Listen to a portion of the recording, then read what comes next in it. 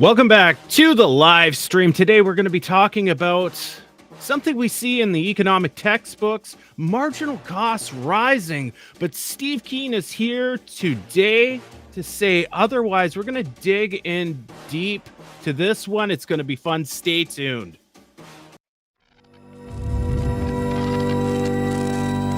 You are now relearning economics.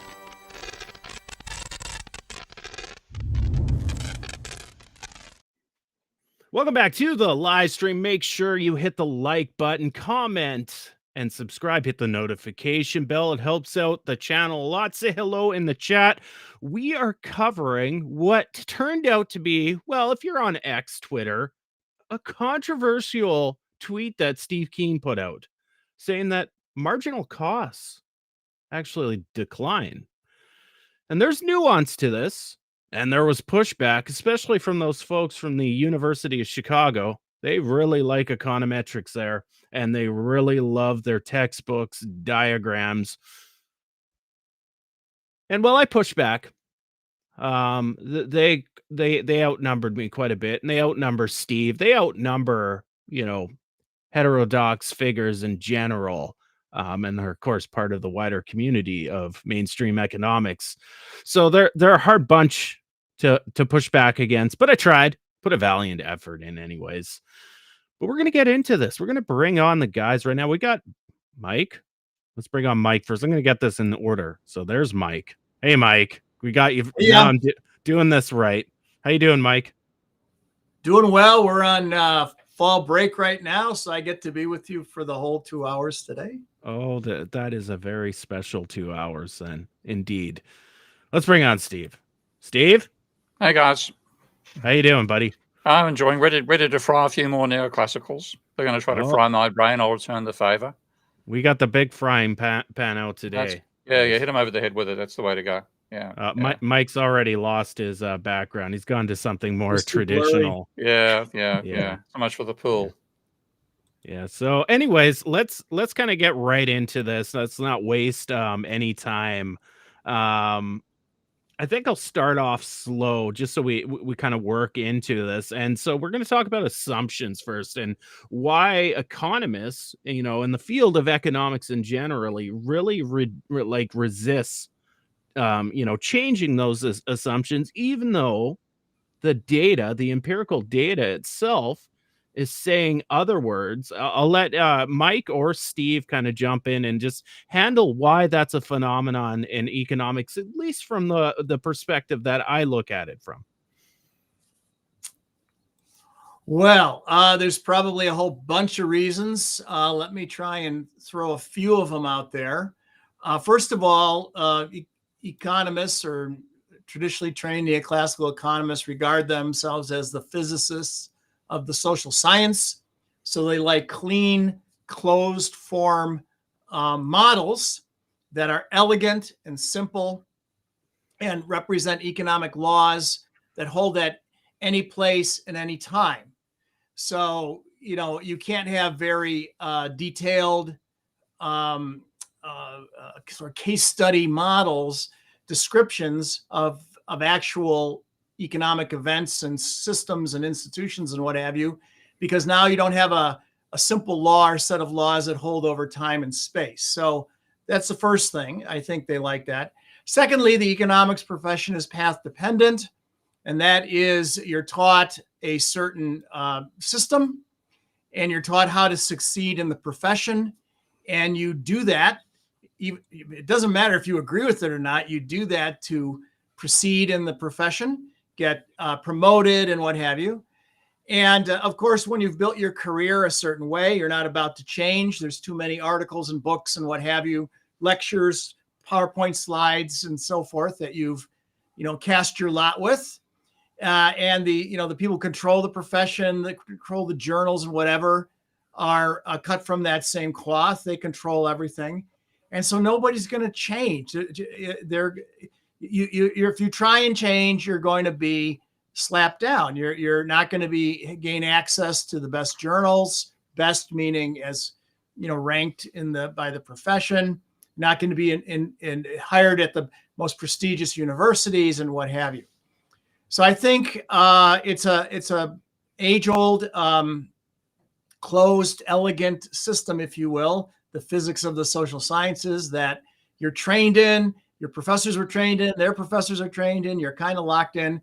Finally, what you'll hear a lot of times is, hey, these are models which by definition are not real. Why are you picking on my thing that's not real by saying some of its assumptions are not real?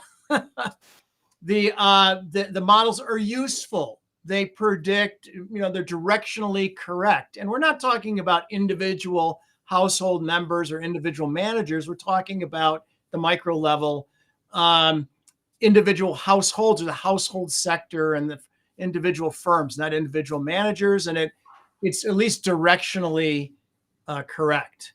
And the whole capitalist system, the whole clockwork system, the whole Newtonian system with the planets, the economic planets orbiting the GDP sun, works out just fine. So don't mess with it. Steve, same question to you. Same sort of thing. I mean, the point is that, like humans in general, when we analyze something, we generate a belief system about how it manages itself. And this is, in science, that became the concept of paradigms under Thomas Kuhn. And he pointed out that people do not attempt to contradict a paradigm. This is an incredibly important point in terms of how scientists behave, because Karl Popper claimed that a scientist is somebody who puts forward a bold conjecture and then attempts to refute it. So basically, the ideal scientist is schizophrenic. Say something and try to contradict it immediately afterwards. That isn't what they actually do. What tends to happen instead is a community develops with a particular interpretation of an aspect of reality that they think they have an explanation for, and the community tries to validate that description.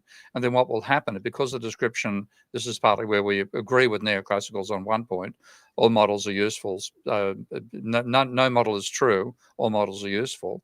What they do is they try to push the concepts that their paradigm can explain further and further and further. And as they do, they start to strike anomalies. And the response of people who have been grown up in this paradigm, their brains are organized to see the world through this paradigm, and they will resist those alternative things the paradigm can't explain. But what makes science work, whereas economics does not work, is that when you get an anomaly in physics, it's permanent. If anything doesn't fit the theory in physics, then it doesn't fit it forever. So if you can do the Michelson-Morley experiment in the 1800s and find that there is no ether, then you do the same experiment. Now you'll also find there is no ether. And any student can reproduce those experiments and bring up an anomaly that the previous theory couldn't explain. In economics, the anomalies are things like the Great Depression, the golden age of capitalism, the stagflation of the 70s, the financial crises of the 80s, 90s, and 2000s. Now we've got post-COVID. You never focus on the same problem. So if you don't explain some anomaly, you just forget it. So most neoclassicals forget about the Great Depression. They can't explain it. Who cares about it? It doesn't happen anymore anyway. So that's a major issue. The things which point out the paradigm is false, are transient in economics, they're permanent in physics. But the other element, which I think is actually the most important, and this is something Mike and I are instances of, in economics, when there's an anomaly that comes along and just totally contradicts the mainstream, people like Mike and I end up saying there's something wrong, we've got to find an alternative explanation. But the vast majority learn the basic model of the neoclassical concept of the economy, and that describes a perfect anarchist society. It's a society where you get paid what you're worth, you earn your marginal product. It's in equilibrium, and that must be a nice place to be. Equilibrium sounds really pleasant, and it's stable. And all these things, they're describing a system which doesn't need rulers. You can't get exploited. It's a perfectly managing system. It's almost as good as Scientology. So what happens is people become dedicated to the vision the neoclassical theorem gives. And even if you're in the middle of your lecture class in 2007 and suddenly there's a financial crisis that begins, some people in that class will say, hang on a sec, according to the theory this can't happen, it's happening, are there other explanations around? And they schism often join people like Mike and me as post-Keynesians. But the majority will think it's still a beautiful vision, we've got to bring it about somehow, and they will be the ones the professors can select to replace them. Whereas in science, when you have an anomaly like the black-body radiation problem or double slit experiment and so on, which can't be explained in the dominant paradigm, the students will either be aware of an alternative explanation or they'll develop one themselves. And when the professors die and retire, they've got to be replaced by people who don't agree with them anymore. And you get a scientific revolution, as Kuhn called it. So I think that's the main difference. Economics does not undergo generational change, and generational change is critical to bring about a scientific revolution. So we're still stuck with the theory that it should have died in the 1920s. But all these people who believe they're scientists and reproducing the belief system of neoclassical economics, they'll never listen to anomalies. They reject the data that contradicts them. So, and they continue believing and reproducing this same belief system, despite the fact that it's been destroyed by reality. Steve, you kind of touched on equilibrium there and supply and demand. You often compare, mainstream economics to Ptolemy astronomy. Oh, man. Why do you? What's the relationship there? Why do you always use that comparison? Because it's funny for one, and two, there's got to be a deeper meaning there. Well, the deeper meaning is that the Ptolemaic astronomers had a model of the solar system, model of the universe actually, which was fitted to the data and could reproduce. It could actually predict where the planets would be fairly accurately, hundreds of years in advance, and it was completely wrong. Okay, but it held the profession for 1,500 years, pretty much, from when Ptolemy first did the modifications to Aristotle's ideas of the perfectly concentric crystalline spheres being what the planets and the moon and the stars and the sun all rotated on around the Earth. And he added an epicycle to explain why the planets would reverse direction and speed up and speed down and so on with eyesight observation. And that was, we know now, a completely false description of reality, and yet successfully predicted where planets would be and could be used for navigation and so on. That's better than neoclassicals can manage. Okay? In that sense, Ptolemaic astronomy is superior to neoclassical economics, but it's the same thing. If you, everything that involves going from the neoclassical vision to the vision that Nike and I are part of, and you as well, which is system dynamics combined with post-Keynesian economics. It's a complete revolution. And as soon as if you admit even one thing that's wrong in the neoclassical world, then the whole damn thing falls apart. And that's again like Ptolemaic system. The Ptolemaic system couldn't, for example, acknowledge that meteors were proof that the heavens aren't perfect. They had to continue believing that meteors were an atmospheric event, etc., etc. So if you actually admit that they're astronomical, then everything goes out the window. Your crystalline spheres can't exist because the meteors will be smashing them. The gravitational effects can't work. The comets can hit other planets. All this stuff means everything you thought is thrown out the window. And it's just too difficult for people to do that. So I think the Ptolemaic, given how they stick with their beliefs despite the data contradicting them, and how significant the change is to go from seeing the Earth as the center of the universe to the sun as the center of our solar system, and we're one of them. At the time that happened, of course, we didn't know there was more than one galaxy, but we knew there were millions and millions of stars out there, and the entire interpretation of the universe changed as soon as you admitted the Earth was not the center of the universe. So I think it's on a similar scale. The neoclassicals are holding us back to a vision of an equilibrium-focused, perfect system where you get your marginal product, et cetera, et cetera. That's completely different to the actual nature of capitalism. But it's such a seductive vision of a perfect system, they defend it against all attacks, including attacks from reality. So Mike, let me okay, Yeah. let go me for it. amplify a couple things here. So not only is Steve's right on, but the Ptolemaic system supported the underlying Ideology. Yeah. political politics of the day, which was the church, Mm. and the earth was the center of the universe. Mm. God created the universe and put mankind at the center and what have you. So here was a scientific explanation that supported that theological point of view. And at that time, of course, the church was very, very powerful. Today, not only does the neoclassical system support that capitalism is good, that it works, it's elegant, markets clear, and what have you, but it's also fair. You're paid according to your productivity. Yep. So if you're not paid very well, you're not very productive. Don't come crying about it. You got to be more productive.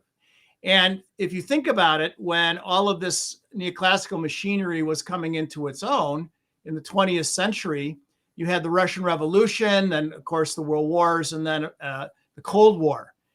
And what did we do? We needed something that said capitalism was better than Marxism, right? The old Cold War stuff and what have you. And here was a beautiful, mathematically consistent and fair system that showed how Adam Smith's invisible hand worked. You didn't need, commissars and central planning committees to make the economy run. And oh, by the way, it was also fair. You were paid according to your productivity. Anybody with questions in the chat, make sure you put question or Q beside it. Graham, I see your question. At the end of the show, we'll start going through all those, but first we'll just kind of keep it on track. Steve, I'll start with you. The textbooks basically say costs rise over time, and this is going to be the crux of our conversation, but there are surveys out there that say otherwise. And Steve, I want you to kind of, talk about those surveys, because you're one of the men out there, one of the economists, one of the people that's really highlighting this, but it's been highlighted by mainstream people in the past, but then ignored. So kind of talk about that, Steve. I mean, this is actually quite fascinating. The best book on this is by Fred Lee, called Post-Keynesian Pricing Theory. It's actually a poor title because he's actually explaining the pricing structure research that came out of neoclassical economists originally, and then once they realized that this undermined everything else in neoclassical, they became post-Keynesian. But what happened was in the 1930s, of course, during the Great Depression, one of the puzzles was, why is the economy not returning to equilibrium? And there was a statistician, Henderson, who became I've forgotten his formal role, but he retired from being a statistician and became a director of a research institute at Oxford University. And he was not an economist, he was a statistician. So he thought, look, these economists were forming all their theories. They should really meet business people to see whether their theories make sense. So he arranged what he called the Oxford Economic Research Group. And what he would do is invite up an industrialist, normally from London, back in the days when England was one of the world's major manufacturing centres, and they would come and have high tea at the Oxford, and then they'd sit around in armchairs and have a general conversation with the economists at Oxford. And what happened with the economists at Oxford would explain what they thought was the way prices were set, and then the manufacturers say, that doesn't make any sense to us at all. What we do is we work out an average cost of the variable cost of putting a commodity together, and then we put a markup on that, which gives us a decent rate of profit at the level of sales we expect to achieve. And that was just completely incomprehensible to the neoclassical economists sitting around the armchairs. So they finally tried to work out a way of making their theory consistent with what was being said here. And then ultimately they ended up doing a whole range of surveys, and every last survey where they expected firms to say their marginal cost of production rose as output rose, which means whether you're talking with marginal, you're talking a steep rate of increase. With average costs, you've got other things which can attenuate it. You've got average fixed cost falling. Everybody knows that happens. But they still expected to see rising the per unit cost as output rose. That's what they expected the firms to report. And between 89 and 99.9% of the firms replied, no, that's not what we have. We have constant marginal cost.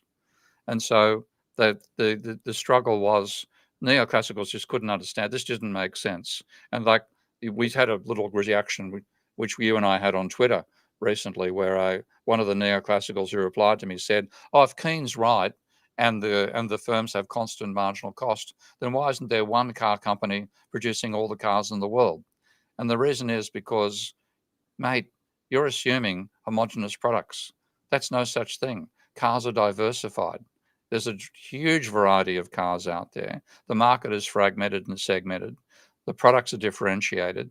That's why there's not one factory. And your model basically ignores product differentiation, which frankly is probably one of the most interesting facets of capitalism. And why on earth do we have a theory of economics, a dominant theory, that assumes goods are homogeneous? So there's something, but the thing, once they've made that assumption, they're not even aware that they've made it. So they then reason about the real world in terms of an absurd assumption about homogeneous products. And I think this is the major reason why they haven't absorbed the lessons from all the surveys. And if any time one of them does a survey again, of course, they get shocked out of their brains because they ask questions expecting the firms to report rising average cost as output rises. And they say, no, it's falling. And they think, oh, you mustn't have understood the question. And actually, the answer is no, you didn't understand the answer. Right. Mike, in the real world, are firms operating generally below capacity? Is that a real thing, or are they always operating at capacity? Like, does a person build a freaking factory and say, you know what, I'm going to run this at 100% at day one? Or are they building in, at least I know you've been in economics a long time, so you've talked to these people. Are they building in extra capacity to expand into the future? Well, I don't think firms generally run at a 100% capacity. You always have shutdown for routine maintenance and machines breaking and what have you, or needing repairs and what have you. And so I think full capacity utilization is something like 90% in the data, something like that. There's a built-in wiggle room for like I said, maintenance and repairs and what have you. And then if you want to expand capacity, take a longer run view, of course, now we're talking about fundamental uncertainty and animal spirits and what have you. But so we write an equation in system dynamics rather routinely for production, right? And it makes the model nonlinear. We use a min function.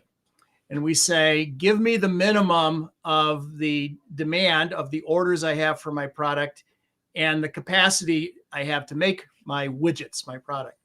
So if I have the capacity to make 100, but I only have a demand for 90, how many do I make? The minimum, 90.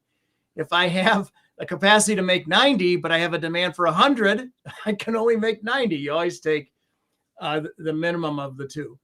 So demand might be below capacity, right? And you have some machines down for repairs or maintenance. And if you want to expand your capacity, well, then now we're dealing with, Steve has modeled a lot, the fundamental uncertainty and irrational exuberance and the Minsky's three types of investment and euphoria and all that, and speculative investment and what have you. So, but like a major reason for excess capacity, Mike, is simply, first of all, as Ty was implying, when you open up a factory, the factory is fully employed on day one. You made it too small. Okay? So you've got to factor in growth. So when you first start a factory, it's going to be at the most 70% capacity. That'd be, hellishly successful factory opening up, some headroom, and plenty of your resources being used from day one. But equally, you want to have excess capacity for competitive reasons because you're producing a differentiated product. You know who your rivals are.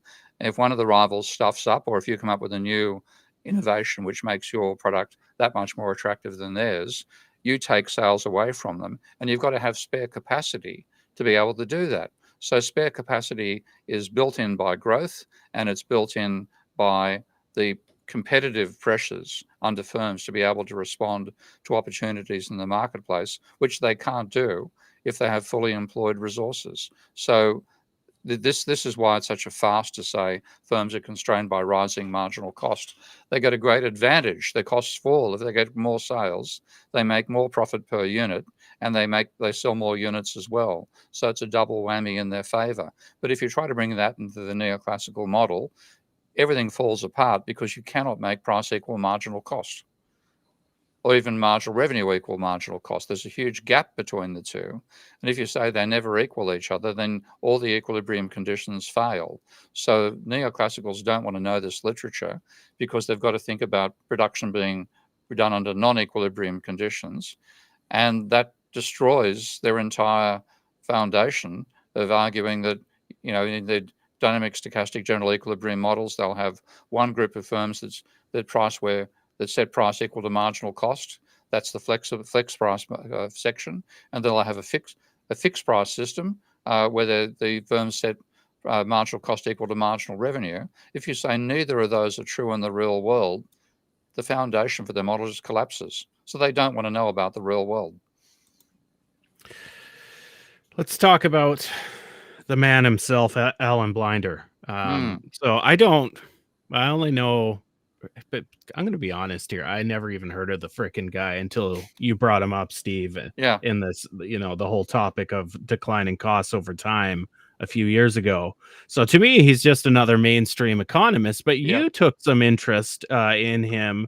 And specifically one of his studies. So maybe just nuance, who is Alan Blinder? Where does he fit in the economic community? What was the topic that you found interesting that he published? And why did he ignore it afterwards? This is the crazy thing. Yeah. So this is one of the few times that a dispute within neoclassical economics led to insights and learning something about the real world.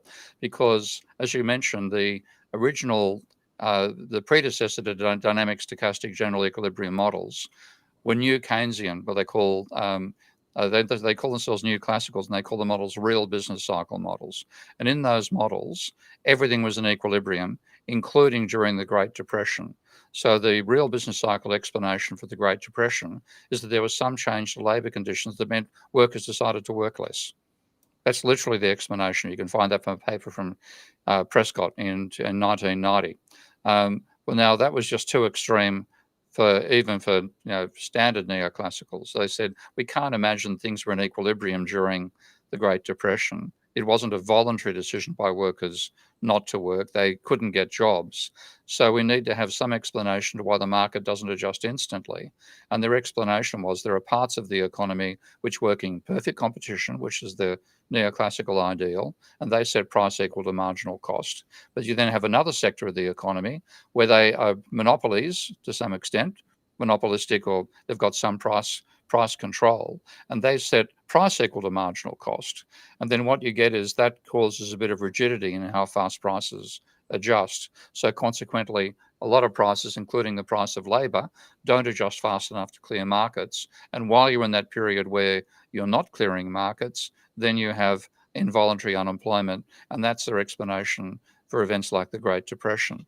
But the thing was, they then had to explain why prices don't change as rapidly as the real business cycle mob did, because the real business cycle mob said basically prices of everything adjust so everything remains in equilibrium.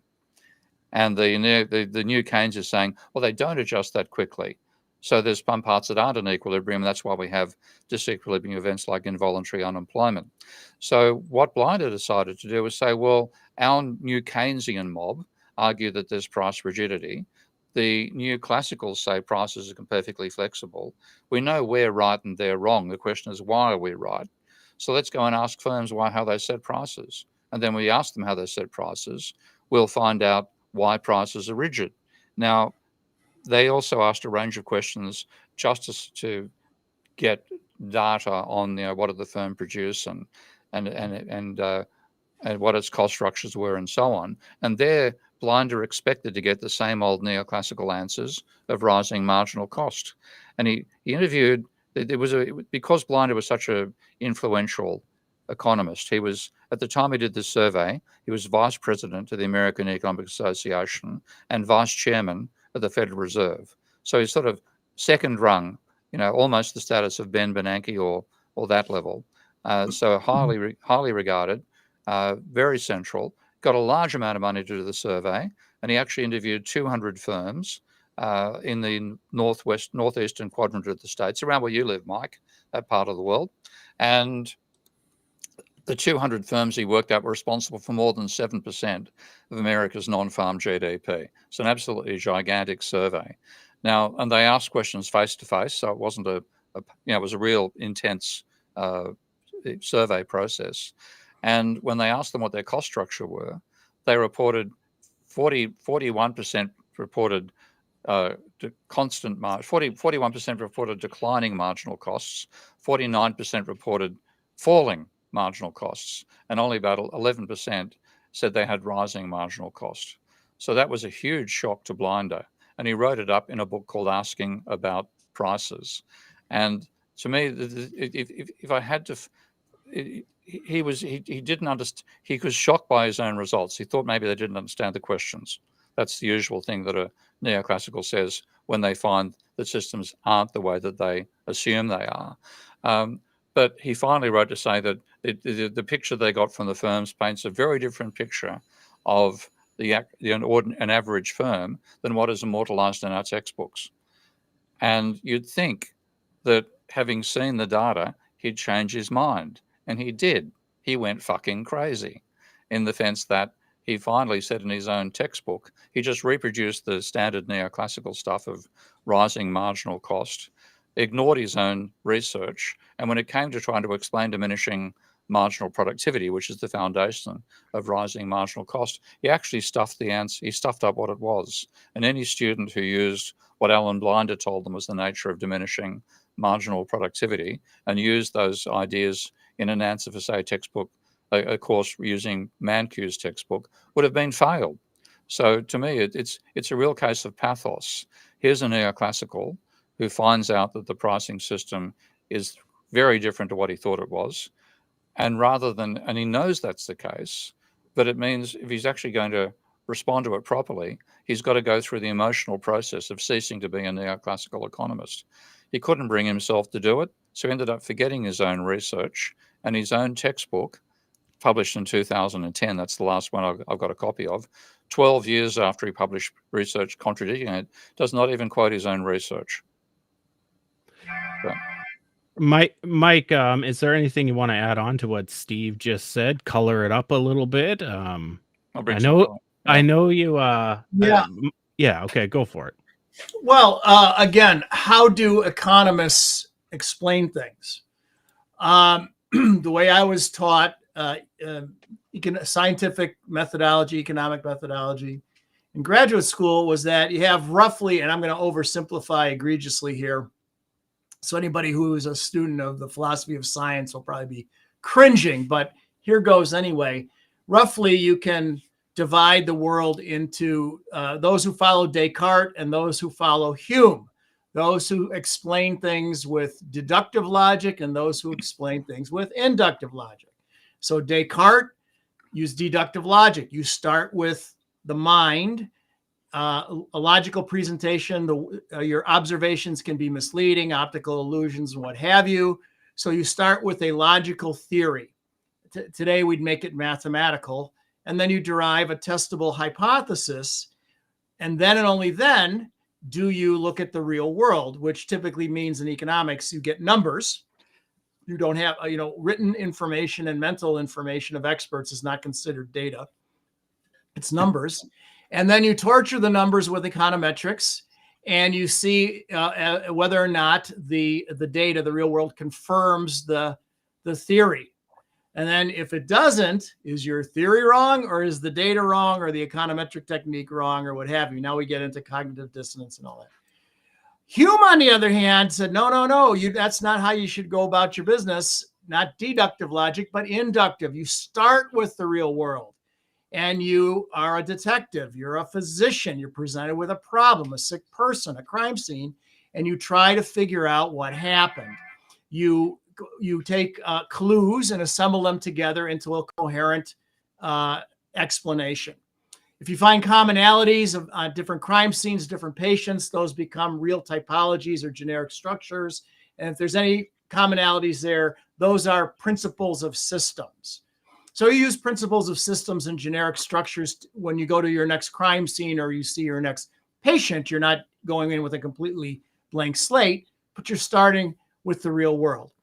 And think about it. When you go to a crime scene or go to a clinic and meet a patient, you are getting out from behind your desk, asking people what's going on. Tell me about how you form your prices, how you make your prices, right? Empirical work in neoclassical economics, you're still behind your desk. You're downloading numerical data from some website somewhere. Back in my day, it was reel-to-reel tapes on an IBM mainframe. And then you're torturing the numbers with econometrics, but you're never asking somebody in the real world, what do you do? They do it every day, all day. They can tell you what they do. How do you set your prices, right? So Blinder, good for him, did a survey. I don't think he literally interviewed personally, 200 people or whatever, but, he did, start with the real world and asked people, and they told him. And then, you get the does not compute. It's a conflict with the traditional explanation for things. So, if you're taught to do science, and the way you start, Descartes, start with theory, derived, that's what physicists do. And when you think you're the physicists of the social sciences, that's your thing. That's your way you do things. That's the way you do proper science.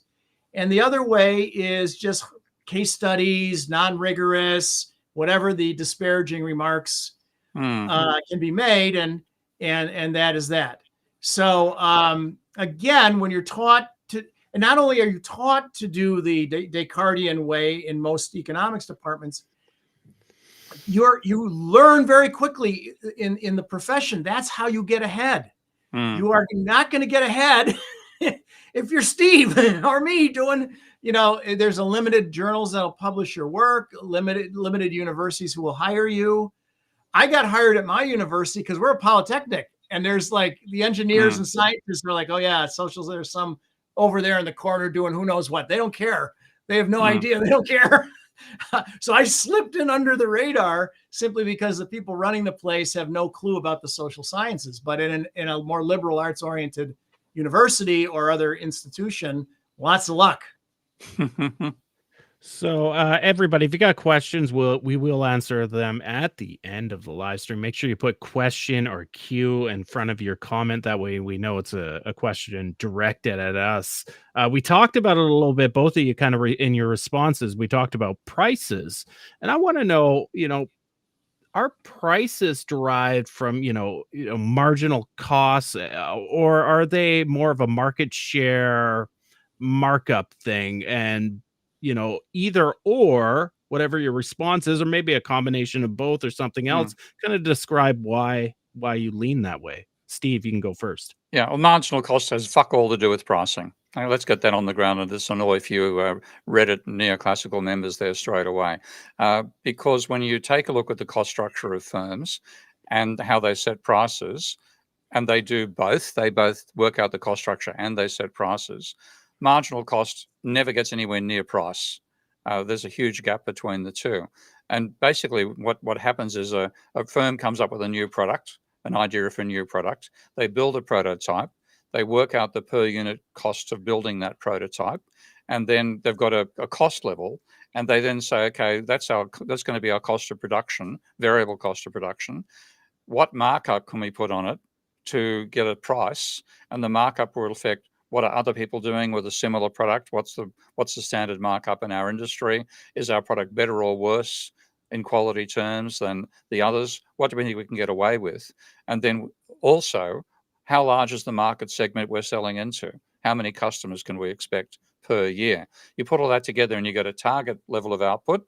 You get a cost of production, which is constant, and it's going to fall over time, because as you go through the process of building a factory and refining the production process, you're going to reduce your costs each time.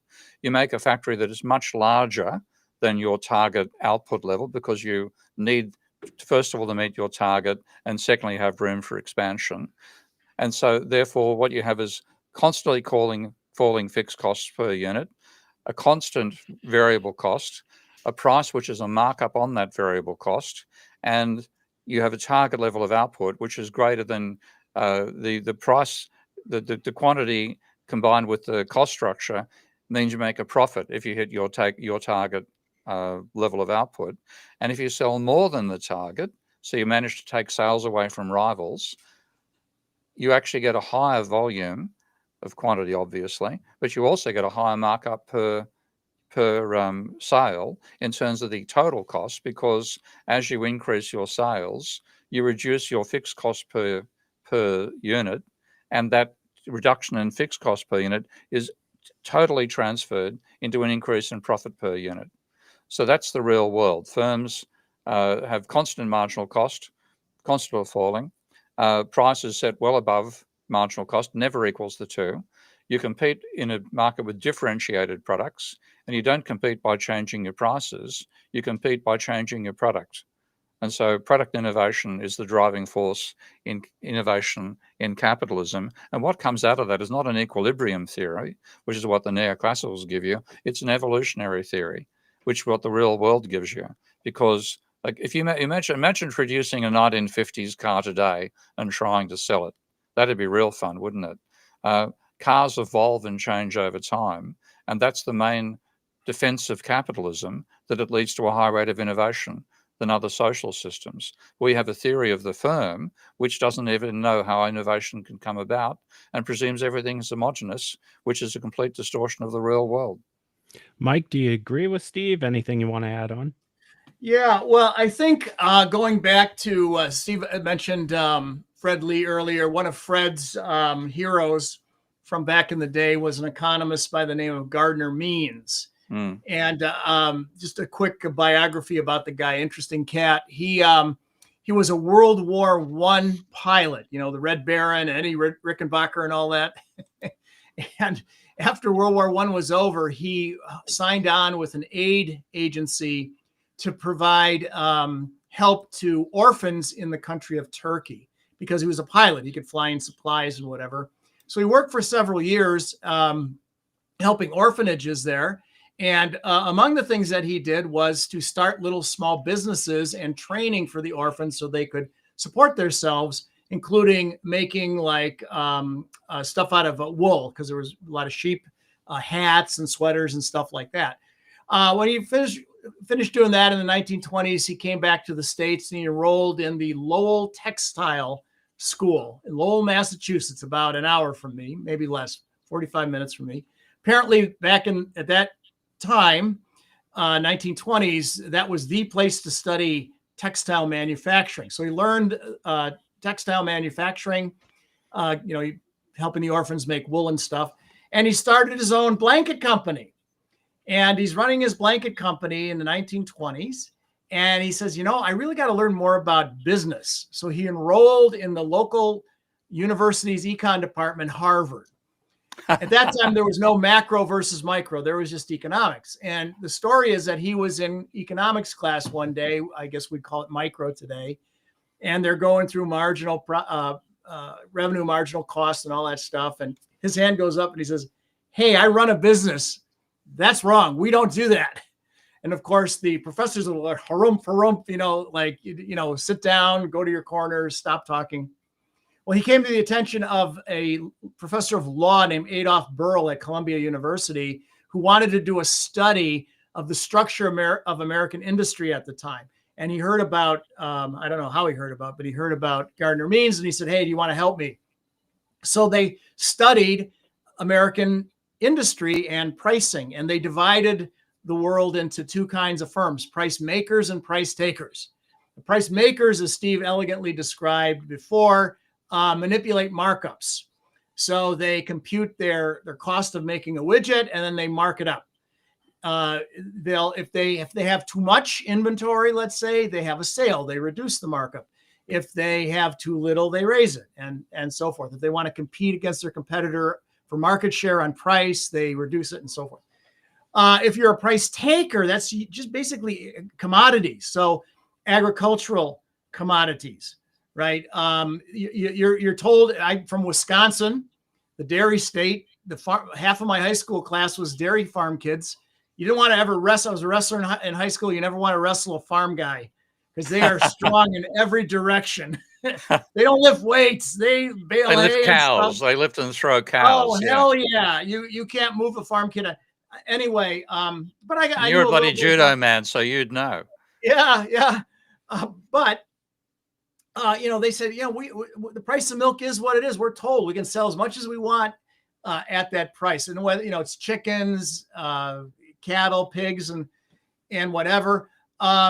And so, they look at their costs and they say, can I make money or not? And with live agricultural commodities, chickens and pigs and stuff, if the price isn't good enough, you hold them back and breed some more until the price goes up more. It's a little more sophisticated than that because you have the futures market and you can hedge and all that stuff.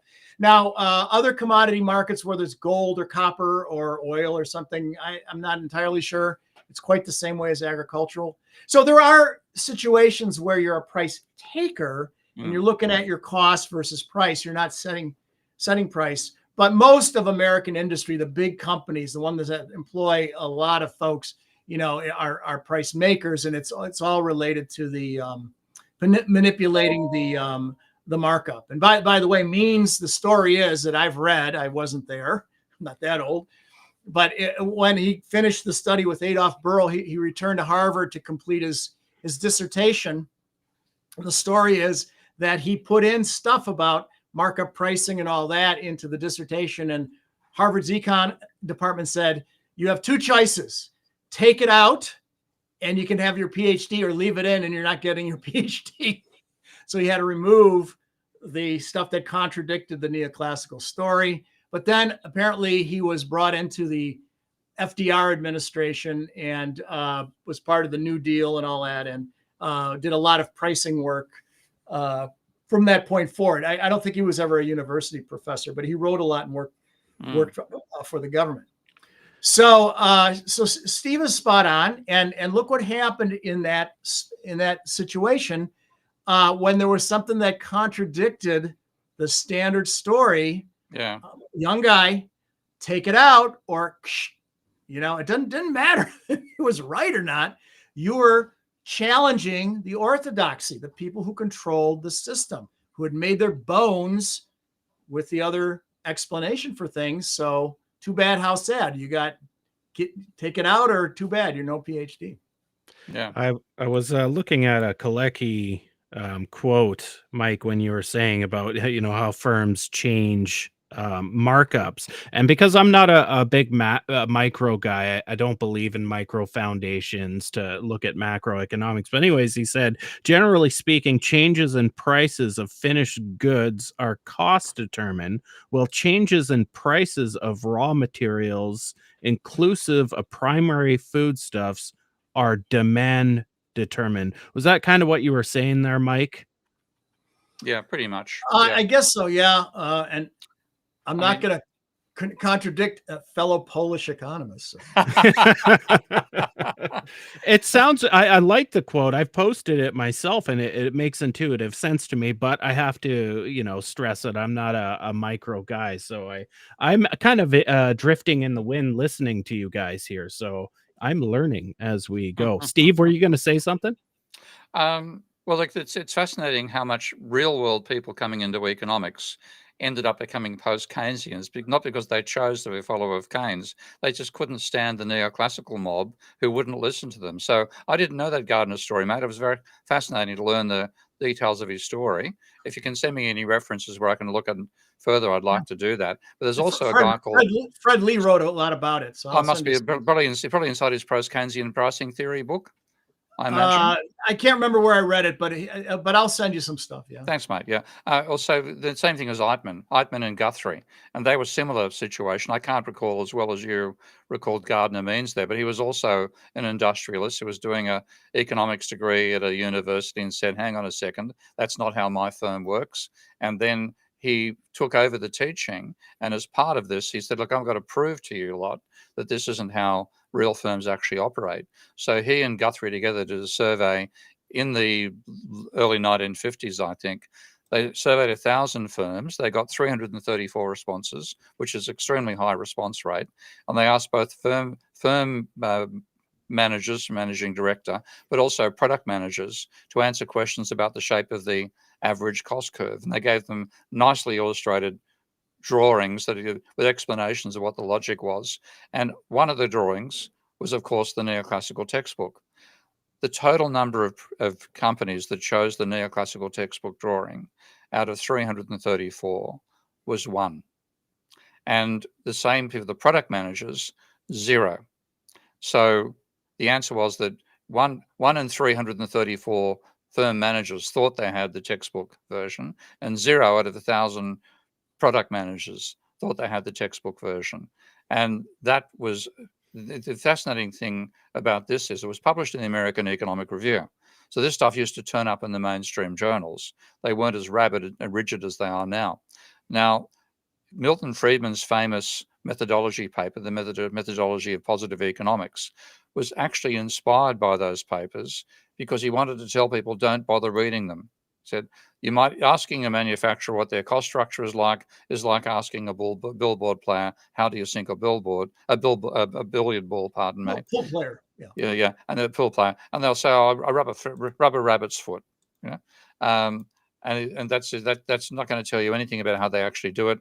They don't really know, and neither does the manufacturer, the manufacturing firm owner, which is derogatory in putting down both billiard players and people running firms. And some of the managers, when they had the theory explained to them, were insulted.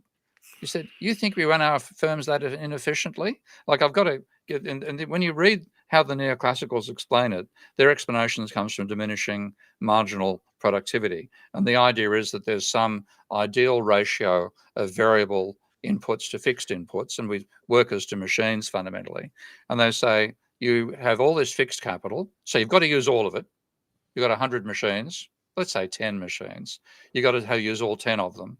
So when you hire your first worker as your variable input, he's running around the 10 machines, operating them all at once. And then you have a second, so they split at 5 each. And then finally you get to 10. So there's 1 worker per machine. All 10 machines are running. That's stupid. Anybody who did that is wasting productivity, because if the ideal ratio is 10 workers to 1, you hire workers and get to 10 workers for a machine. And then when you get to the next expansion, you get another 10 workers, you turn another machine on, you get a higher level of output than if you follow the textbook argument. So it's a total fantasy. It doesn't work even as a description of what happens before you reach this optimal worker to machine ratio. But the way they describe the world is as if firms operated more than 100% capacity. Because if you define capacity in terms of, are your machines fully utilized? And that's pretty much the definition of capacity utilization used by statisticians, then for the neoclassical model to work, you've got to be past 100% capacity. You've got to have more workers than are necessary for the machines you've got. And therefore, with the excess workers, each additional worker will add less to output. You'll have diminishing marginal productivity and therefore rising marginal cost. But 0 firms do that. If anybody's got more workers for their machines than they need, they've got a badly designed factory. But if you read the textbooks, that's exactly what factories are. They're badly designed Keystone Cops places where workers are falling over each other because there's too many workers and not enough machines. It's a childish fantasy, but it's so locked into the way of thinking, they think it's sophisticated. Make this one easy for me, because I'm not a micro guy. What does it mean? The difference between, firms are selling as many units as possible versus, MC equals MR. What's the difference there? That's easy. Your marketing manager in an MC equals MR firm is sitting on the phone, attached to the factory, watching the sales come in. And as soon as the sales get to the point where the cost of production exceeds marginal cost, he tells his marketing staff to stop selling. Okay? Now, any marketing manager who told his staff to stop selling would find himself unemployed very quickly, chucked out of the bloody building, because what marketing firms staff do is try to flog as many units as possible. And that's the reason they do that. In the real world, the costs are not rising. Every extra sale is extra profit. If you make a sale, you take sales away from your rivals, so your benefit to you is hampering your competitors as well. So in the real world, you flog as many units as you can. and you make a profit on every one. And the more you sell, the higher your per unit profit is. In the neoclassical world, you stop selling at a particular point. You're always trying to avoid getting to the point where marginal cost exceeds marginal revenue. So your marketing manager's main role is to stop your marketing staff from selling too many units. Total bloody fantasy. But within locked into the neoclassical way of thinking, they think it describes the real world. So a follow-up to that is how would that change the way we think about competition in the real world? Oh, totally. And this is, I think my brother-in-law was caught up in this. I've four brothers-in-law, and my favorite, as it happens, became a leading developer of software for the New South Wales government. He ended up building the business-to-business interface for the New South Wales government, and then got involved in a thing called MyGov, which is sort of a citizen to government interface in Australia. Anyway, he was so good that the company called Boral was one of the companies that was on his committee of businesses as they worked out the government to business sales system. And the chief of Boral kept on offering Barry more and more money. And he finally got such a ridiculous offer. Okay, I'll jump in, I'll join you. Okay. Now, then he's working for Boral. He's on the board of Boral, and they're discussing their next product launch. And in the discussions, they say, we're going to screw our competitor. I don't know who the competitor, let's say it's Bunnings. So you got Boral says, we're going to take sales away from Bunnings and send Bunnings bankrupt. For that, they were sued by the Competition Commission in Australia because that was seen as anti-competitive behaviour, identifying a competitor and trying to take sales away from them. In the real world, that's what you do every bloody day. Microsoft knows it's taking sales from Google if it comes up with a new technology. You know who your competitors are. You're trying to take sales away from them. So what is standard, conventional, sensible, competitive behaviour, not involving necessarily nefarious activities.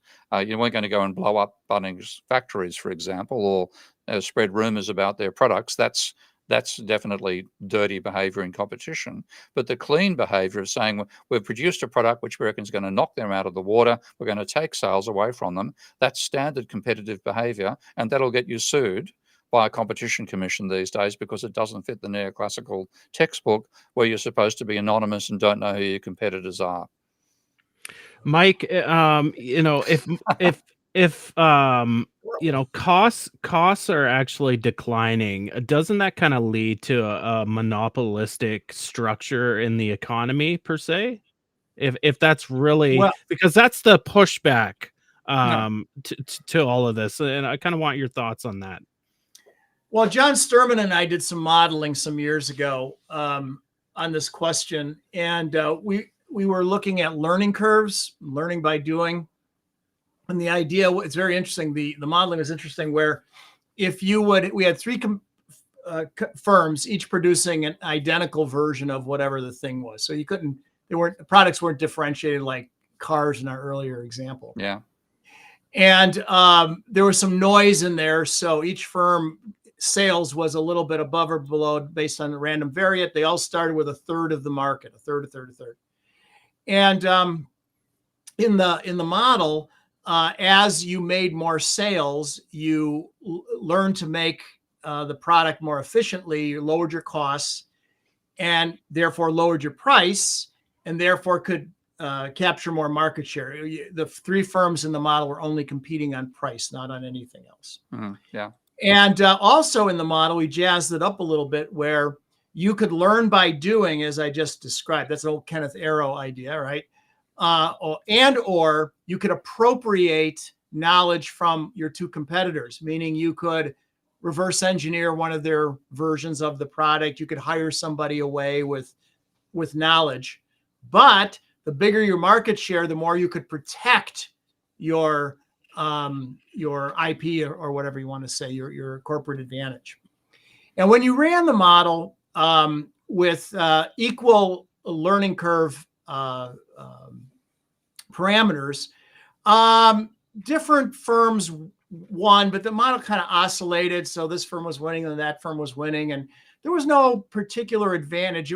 Any advantage a firm had was due to noise, right? But if you gave one of the firms even a slight advantage, in terms of its ability to learn. It can learn more quickly. It would wipe out the other two firms. So it was a path-dependent process, I guess is what I'm saying.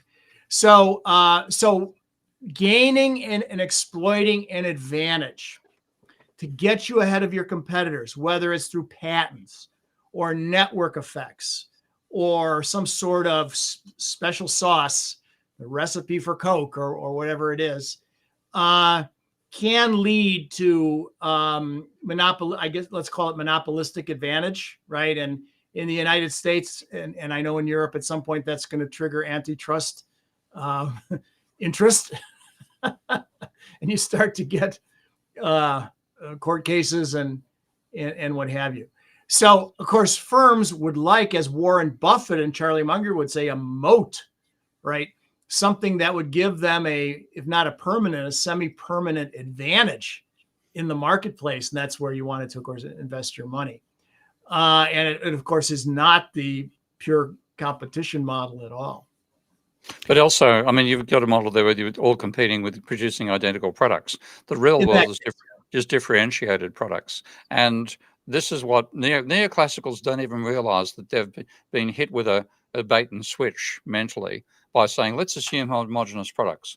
Oh, okay, we'll assume that. Then let's think about how competition is. Well, if products are homogeneous, hey, guess what? You can't compete by product differentiation. So you've ruled out the actual interesting issue, and then you build a model having ruled out the interesting thing about capitalism. But then it means when somebody comes and says, look, the firms have constant costs, the answer by neoclassicals is, well, you must think there must be only one factory producing cars then. Aren't you an idiot? Nah, nah, nah, nah, nah. And I'm going to see if I can share my screen here. You know what I'm going to show here, Ty. It's this one from that neoclassical who came back at us with that discussion on Twitter. And so he said, if this were true, natural monopolies would be far more common. It'd be cheaper to have one automaker producing all the world's cars. Why don't we see that? And why not a single factory? Rising cost, the short run fluctuation, given a factory of particular size. Why don't the world's world in a single factory? Well, Michael, it's because there are natural monopolies everywhere. For example, Porsche has a national monopoly on producing the Porsche 911. If you want a Porsche 911, you buy it from Porsche. Okay. The differentiation of both the market and the consumers means that there are a huge number of natural monopolies, all producing a single product as a differentiated market, competing against each other across this range. And you cannot sell a 911 to everybody on the planet. You've got to have some people buying luxury Rolls Royces who don't want to go, it gets cramped into a 911. At the other end, you've got people buying Pradas because that's all they can afford. The real world is differentiated products, all of them producing under conditions that if there was a homogeneous product, yes, there would be one firm and one factory, but they're not. So when you get rid of this crazy assumption that things are homogeneous, you get into the real world where competition is based on product differentiation, and the price isn't a way you compete against your rivals. It's how you differentiate your product from another segment of the market. So obviously Rolls Royces are damn sight more expensive than Toyotas. You're not appealing to the Toyota market with your price. If you have to, I think the classic statement for Rolls Royce was, if you have to ask the price, you can't afford to buy it. Okay, so that's the real world, and therefore, yes, there are tons and tons of natural monopolies, all producing their unique cars, which they've got a patent on, or copyright, or whatever else. You can't make it, and you're trying to take the natural monopoly of Porsches is trying to take sales away from the natural monopoly of Lamborghinis and Ferraris, and this bastard calls Tesla comes in and tries to cut out your market as well. That's real world competition, and that'd be fascinating to be studying in an economics degree. Instead, they get this garbage about homogeneous products, rising marginal cost, which is a real world fantasy, and that they're so locked into it, their whole minds are twisted in that way, and they simply can't understand anybody who says anything different.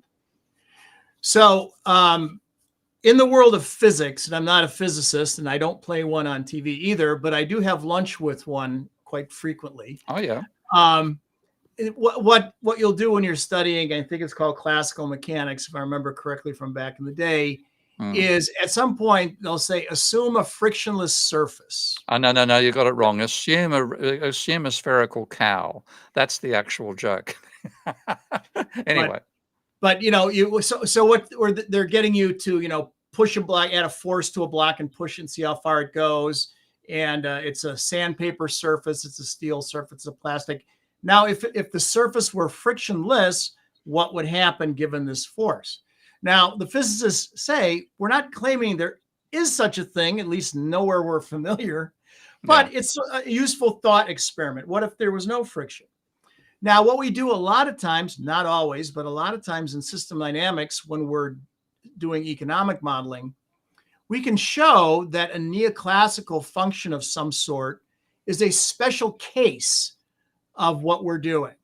So we'll do a traditional system dynamics investment function or whatever it happens to be, and it'll have all sorts of stuff that we regard as important because real companies do it, from talking to real managers and what have you.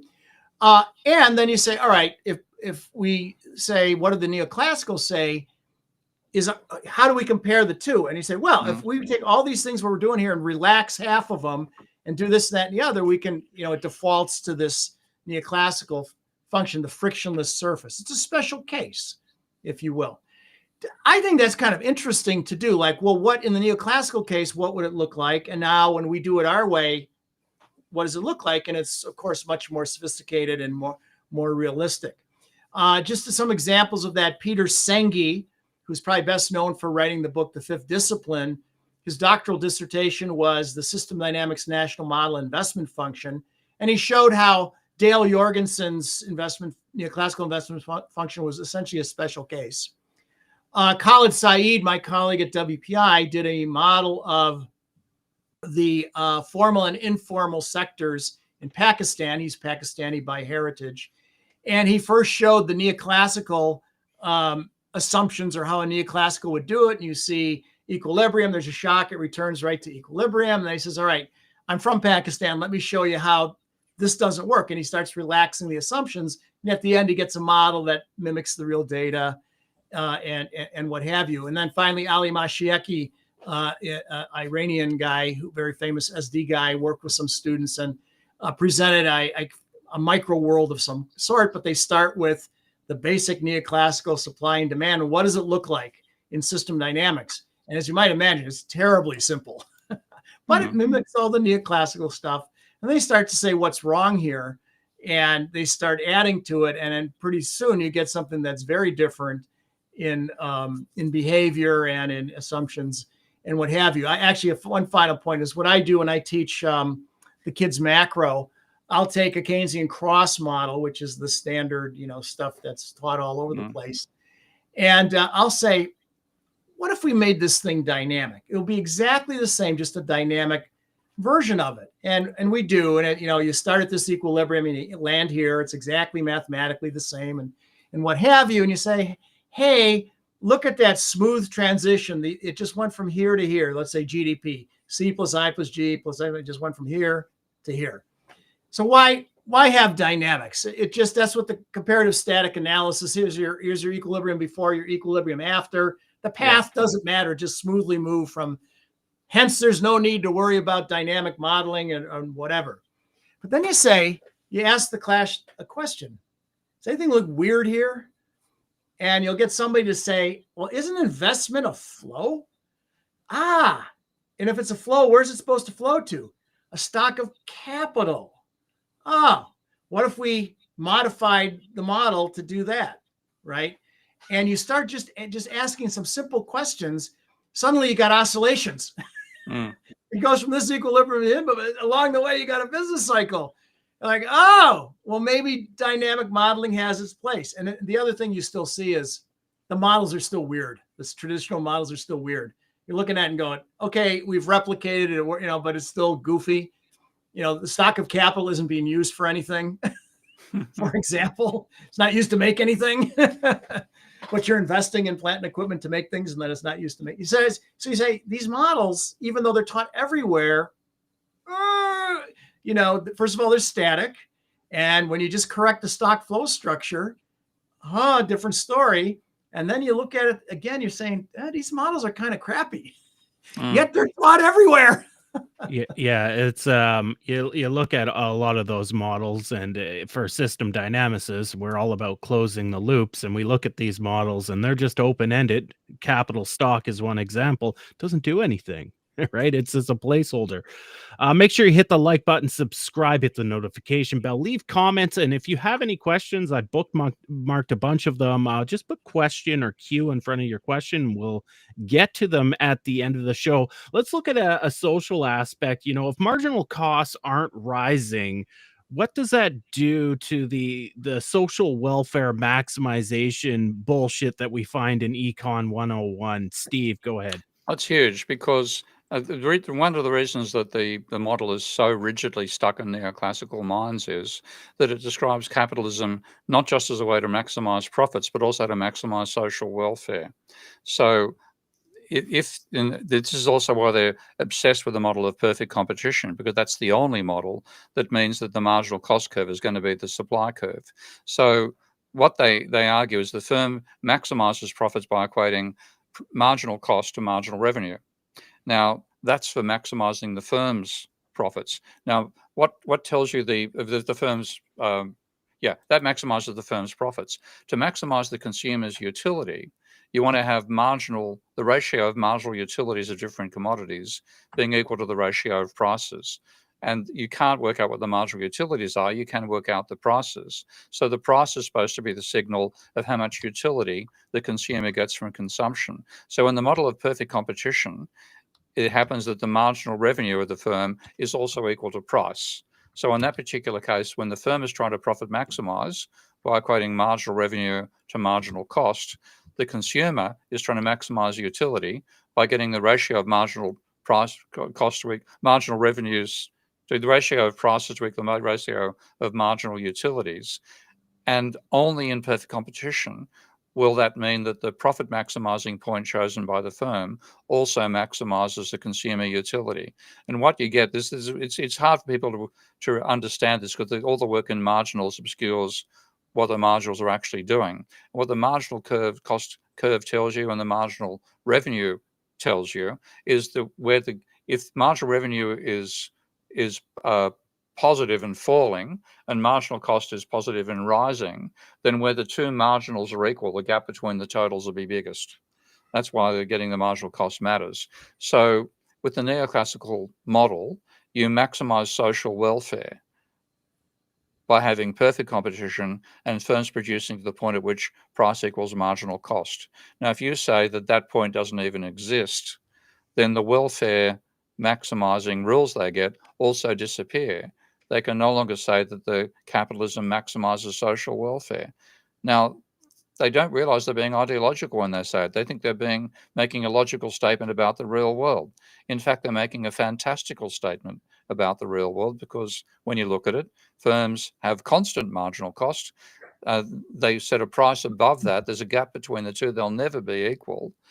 And what you get out of that is an evolutionary process of competition, which is far more interesting than this bloody welfare maximization nonsense that neoclassicals are obsessed with.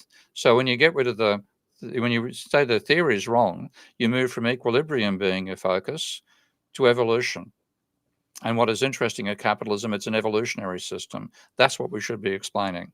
Instead, with the equilibrium stuff, we don't even get to first base in describing the actual character of capitalism.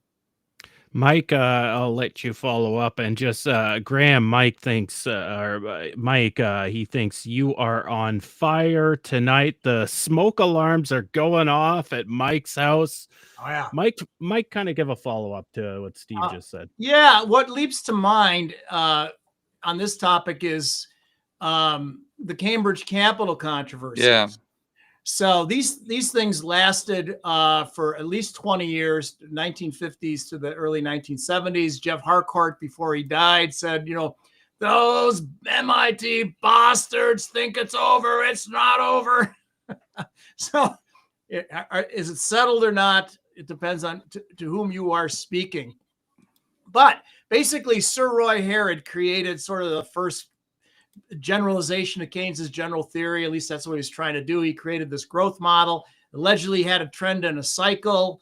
Instead of a cycle, it had a razor's edge, at least mathematically, and or a knife edge. Herod hated that. He died despondent that his knife edge was in all the textbooks, and he said, "I never said that." He But did, of anyway, course, say it. sorry. He did actually say it.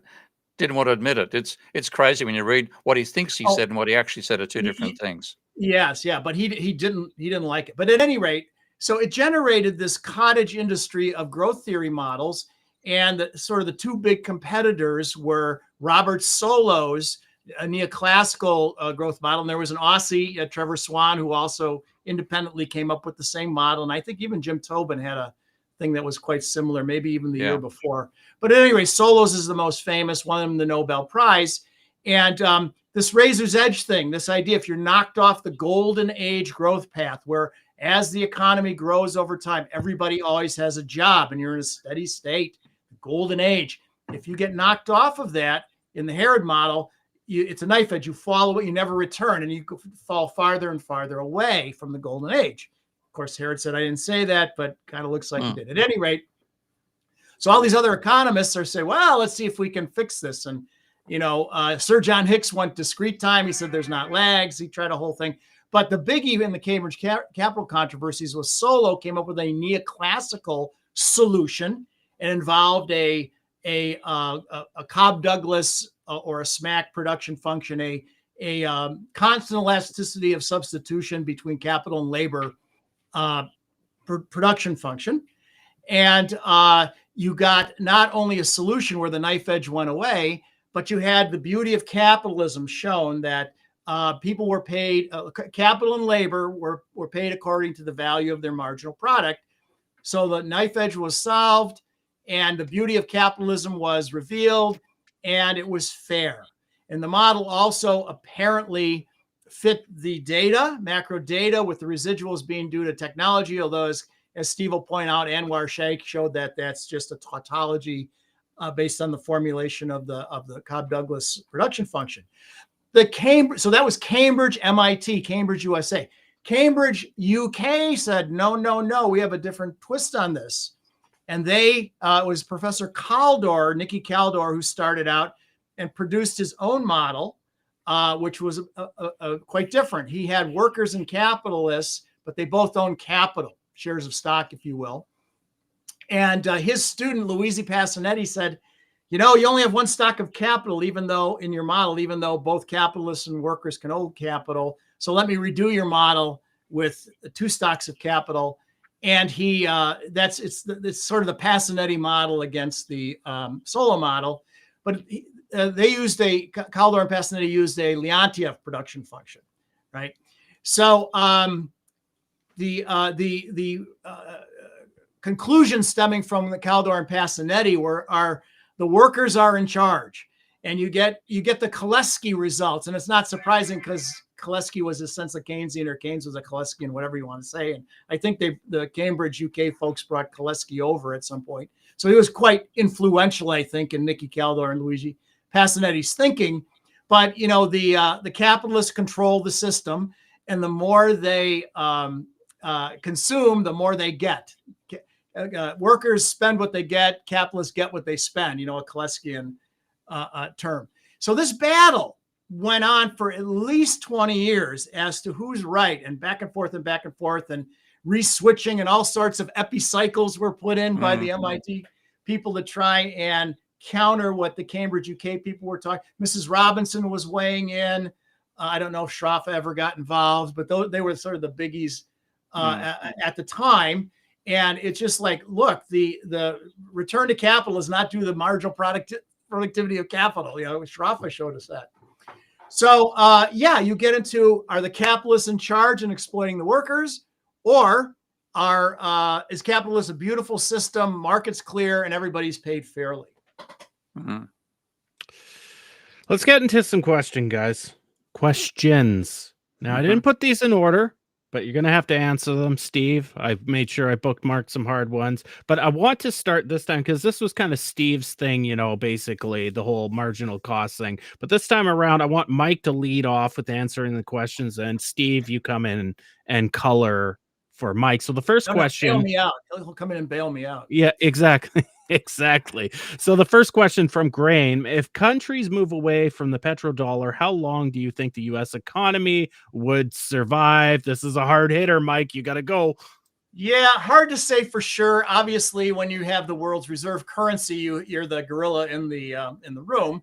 But I think it ultimately boils down to: does the U.S. make things, that people want to buy, and is it a safe haven for investment? And as long as the U.S. has those two things going for it, we're okay. Even if we're not the sole world's reserve currency, or if oil's priced in a variety of currency units. But long run, it's not good for the United States. But you might say, well, that was post World War II thing. The world has changed.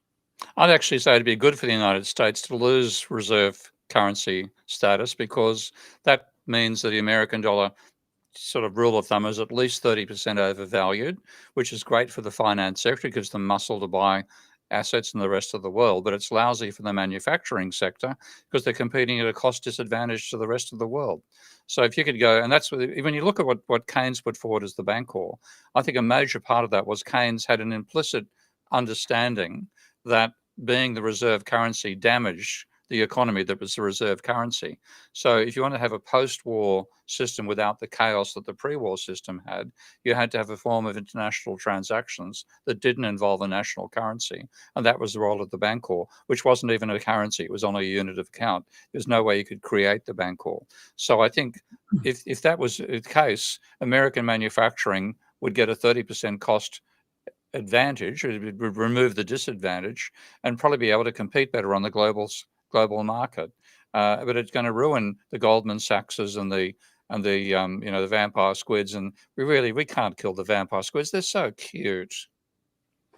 So if you look at Keynes's two big things, the general theory, macroeconomics, and the Bancor system that was not adopted, if you step back from it, what I think Keynes was a system dynamicist. By nature, I think he was designing systems that could stabilize unstable systems, or designing system modifications that would stabilize unstable systems, negative feedback loop systems. So obviously the government budget is used in the macro sense, and the Bancor is used in the international trade sense to stabilize an unstable system. Now, I'm not entirely sure he thought about it in those terms, but as a systems person, and I look at his stuff, I'm like, that's essentially what the guy was doing. Yeah. So we got another question from Romanium 14. When did marginal thinking enter economics? Mike, lead off, please.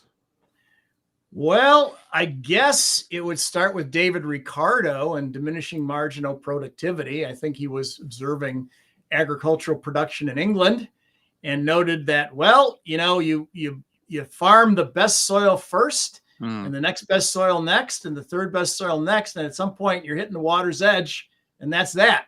You got rocks and stuff that won't grow. So diminishing marginal productivity probably started with David Ricardo. Now the marginalist revolution, Steve, you have to, I'm not entirely sure when you go from Ricardo to Jevons, Walras. It actually, this is a bit of intriguing history. As Corno actually came up with the Corno's competition model was built in the early 1800s.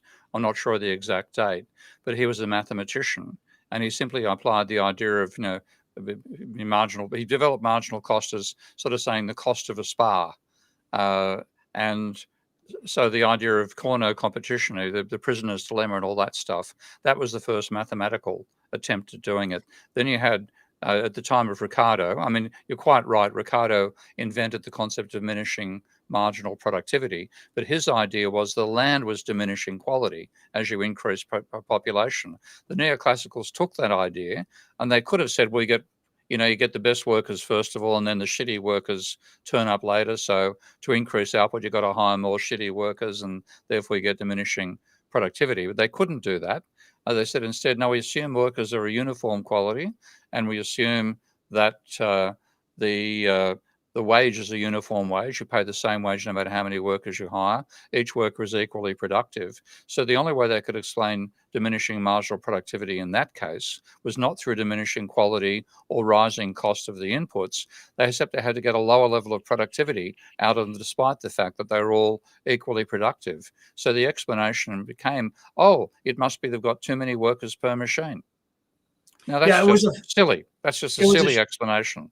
It was a short run idea, right? Because the short run in economics is defined as the stock of plant and equipment or capital is fixed, right? Yeah. And so it's adding more and more workers to a fixed stock of plant and equipment or a short run situation versus letting both labor and capital vary, right? Yeah, and like that's when you read Schaffer. Schaffer wrote the best put down of diminishing marginal productivity ideas in neoclassical economics in 1926. He said the law of the law of competition under competitive conditions, I think it was, and he said it made no sense at all to say marginal cost rose because he said two things happen if you're working at the level of defining actual little industries, the industries that make the industry making mice, for example, versus the industry making, I don't know, vaporizers. So you're going to have, if you want to increase the output of one or the other, you can just take some capital away from another thing. Very, very well timed, mate. Well timed. You take. Fog. I can't do mine because I won't be able to street speak anymore. You take resources away from another area already. So you don't have a fixed amount of fixed capital. You can purchase the extra capital you needed in a particular time. And then the more generalized case again came out of Gardner Means and Knightme and Guthrie. You have spare capacity because that's necessary given the competitive conditions you're under. So you don't have fully employed capital. You have idle machines, which you turn on when you get sufficient demand to do so.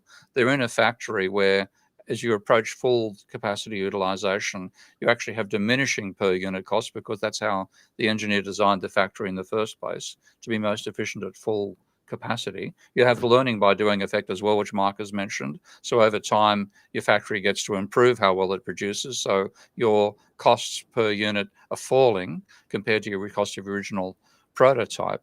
All that stuff means that, firms have diminishing marginal productivity. They've got diminishing cost of production as they increase output. And then you get this evolutionary competition. I saw, by the way, I'm going to be a bit of a pig here, and somebody said they need to see a diagram to make sense of this. So can I show a diagram? You can show a diagram. There you go. Hang on a second. You can show it. I'll allow it. Economists love diagrams, man. Absolutely. They're not going to love this one.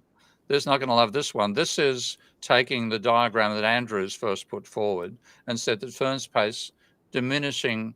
For a start, we all know that firms have diminishing average fixed costs. So the more units you produce, the lower your fixed cost per unit is. That's your average fixed cost. They have constant variable cost, constant or falling, but constant's a reasonable assumption here. So there's what economists would call the marginal cost curve as a straight line. Okay. Then what you do is you work out the target market you have. How much of a markup can you put on the price? So your price is 1 plus a markup times your variable cost. There's your price. That means that every sale you make increases your revenue. Price minus variable cost or price minus marginal cost is always positive. So let's say you've got a target level of output of Q1. And if you achieve Q1, you make a profit of, your profit level is quantity times the profit per unit, which is what's shown there.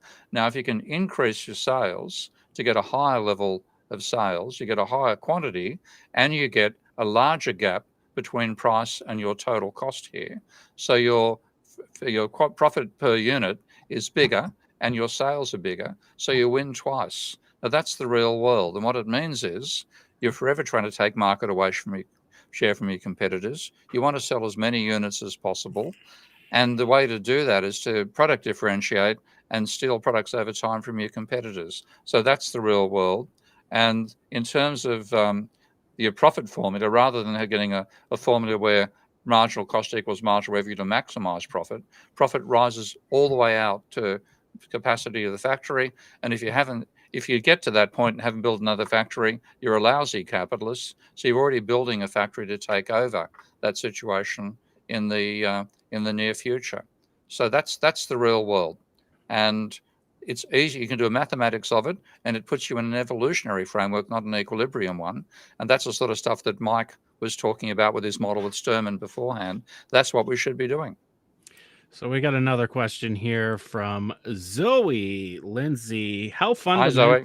How fundamental is the assumption of rising marginal cost to the theoretical capabilities to make economic forecasts? Can you make alternative assumptions to help with this? Mike, I'll let you go first.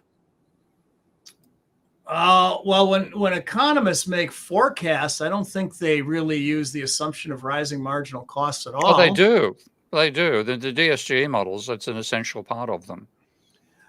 Yeah, forecasts, I'm not really hugely familiar with those. I mean, the people I've seen who do forecasting, I have a guy in my department who used to work for, what was Otto Eckstein's company there, the famous econometrics firm. I forget the name of it.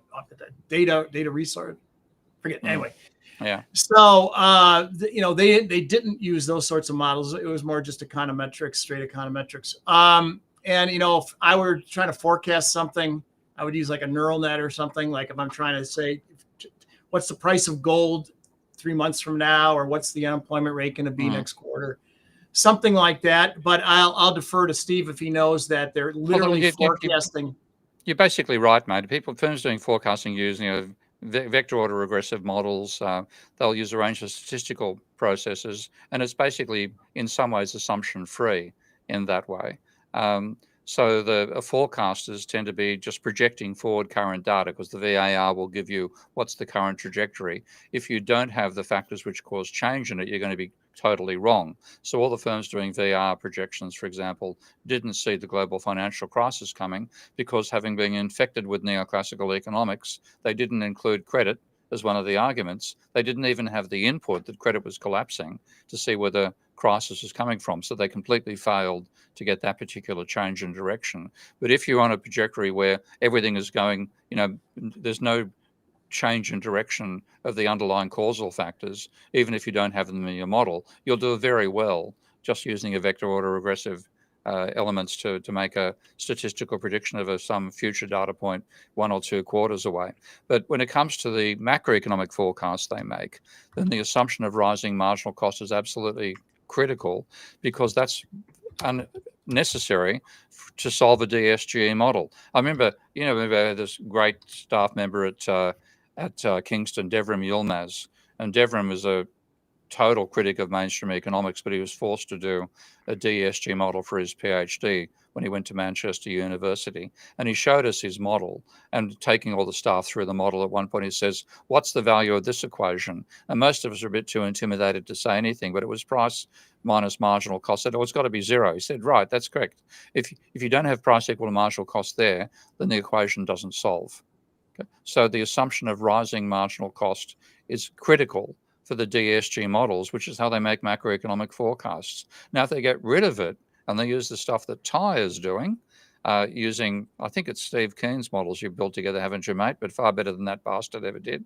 So what you do is a whole range of estimates of the actual dynamics of the system, and you're doing a better job of predicting where the economy is going than any neoclassical model. So getting rid of this assumption will eliminate the capacity for neoclassicals to make predictions at all, but improve predictions at the same time. Yeah. So, go ahead, Mike. So I just used ChatGPT. So I was right. Otto Eckstein's company, the forecasting company, was Data Resources. It became, McGraw-Hill bought it. Then it became Global Insight. That's when my guy worked there. It was Global Insight. Yeah. Now it's S&P Global, one of the big econometric forecasting firms. Well, just a quick comment. When we do system dynamics modeling, we're not trying to forecast the future. Some people do use the tool for that.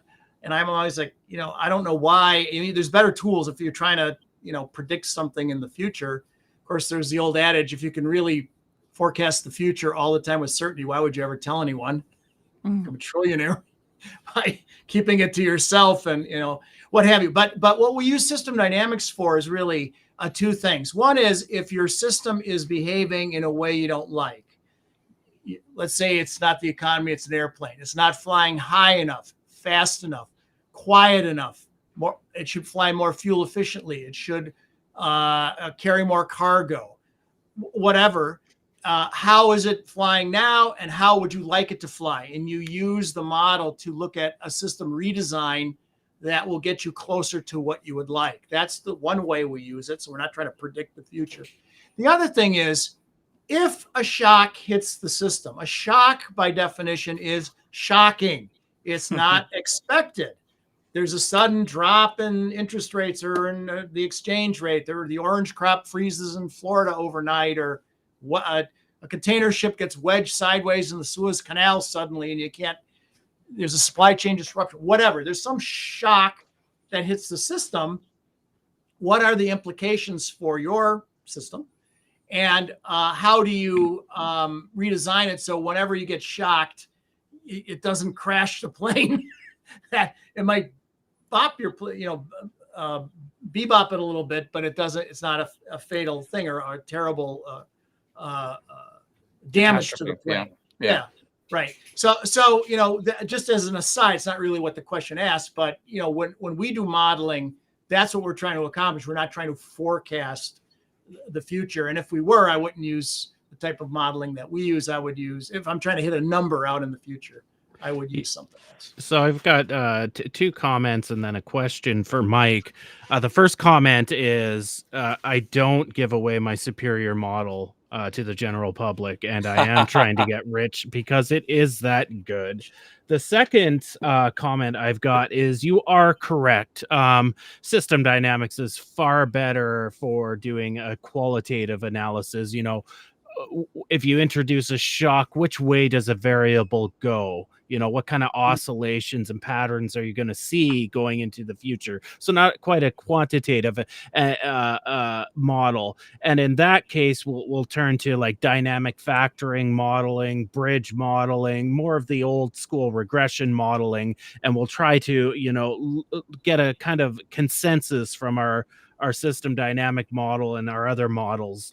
And then I guess my third is a question. Mike, do you remember the show Home Improvement with Tim Allen? Oh, I love that show. Are you kidding Now, me? what are you? Must have auditioned for it, mate. How did you lose out? Hold on. What are you seeing right now, Mike, on the screen when you look at me? Oh, the neighbor. Yeah. I've been seeing it the whole time. So Steve, if you haven't seen Home Improvement, it's with Tim Allen. Tim Allen's his real name. Tim is his name on the show too. He's got a neighbor. Man Taylor. Yeah, he's got a neighbor, and you never see his face during the whole series of the show. And there's a fence, and he's always looking over the fence, and this is all you can see. The whole time I was looking at this screen, I'm like, all I can think of is Tool Time right now and Home Improvement. We've got another question here again from Wilson was his name. His name was Wilson. Wilson, yes. Romanium 14. Why do neoclassicals start from a fantasy of perfect competition? I'll let Steve go first on this one because I know Steve's going to want to just go to town. Well, the funny thing is they didn't realize they were starting that way, because when Marshall first came up with the idea of intersecting supply and demand curves, he basically just drew a couple of schedules and said that's where the action is going to be. And he had an explanation for the demand curve, which talked about differentiated human beings. And then the supply curve was basically the diminishing marginal productivity idea. But they didn't realize you couldn't derive a supply curve without perfect competition, because the idea was the marginal cost curve shows the point at which the firm maximizes profits if price equals marginal cost. Now, Harrod, you mentioned Harrod earlier in the show, Mike. Hold on, Steve. Yeah. So Romanium, I don't know if there was two parts to that question. Apparently, it's okay. Let's put up this. And that's Waldegos's reality. Okay. Yeah. Okay. Here we go. It's a much better question. Okay. So they didn't realize they had to do that. They found it the hard way, because Harrod, just as Mike said, Harrod threw a disturbance into the theory of ISLM curves and dynamics, he also invented the concept of marginal revenue, because before Harrod, they basically thought, yeah, firms sell where price equals marginal cost. What Harrod showed was that only if the price does not change for the firm as quantity increases, will price equal the change in revenue. And if you want to, when you want to maximize profit, you want to make the change in revenue equal the change in cost. Then you've got the maximum gap between total revenue and total cost. But that's only going to be marginal. The price is going to be marginal revenue if and only if the firm can sell as many units as it likes without affecting the market price. So they didn't realize how that perfect competition was critical when they first came up with the idea. But when Harrod threw in this disturbing concept of marginal revenue, it turned out that a monopoly or an oligopoly or imperfectly competitive firm would have a downward sloping price function, and therefore revenue is less than price. So they'd sell where marginal revenue equaled marginal cost, and then price above that level. Okay, so that ruined all the welfare conclusions that neoclassicals wanted to reach. So it became imperative for them to say, oh, we can model the economy using perfect competition. So for a long time, perfect competition became the logical ideal, and also the ideal they tried to force on the real world. They wanted to have lots of small firms producing everything. The theory actually told them that lots of small firms producing everything would produce more than a large firm with a monopoly. But the monopoly would produce a smaller quantity at a higher price, according to the theory. That is all garbage in the real world, but it meant they became completely wedded to the concept of perfect competition. And in some ways, you taught monopoly and oligopoly just to be critical of monopolies and oligopolies. It wasn't actually part of the theory that you used to explain the capitalist system. But when the rabid neoclassicals like Sargent and Kittle and Prescott came up with real business cycle models, they gave the argument that the economy is always in equilibrium, and therefore the Great Depression was caused by workers deciding not to work so hard, which is just batshit crazy. And even somebody who's as Fruit Loopish as Paul Krugman couldn't swallow that one, couldn't agree to it. Olivier Blanchard, I've forgotten the main guy who developed all their models, most of their mathematical models. They couldn't accept it. They said, well, that can't be true. So maybe monopolies and imperfectly competitive firms are in there, and that's why prices are sticking and take a while to adjust. So they became wedded to perfect competition. That's why they're rabid about defending it. But then to make their macro models now is they've got to have a blend of perfect competitive firms which are price flexible, but then there's other firms which are price rigid, and that's what gives you disequilibrium outcomes, and that explains involuntary unemployment. All fantasy material, total fantasy. And it doesn't have to, in fact, that's the wrong way to think about the economy. Back to Mike's point, we should be working from inductive logic, and scientists do obviously work from data as well.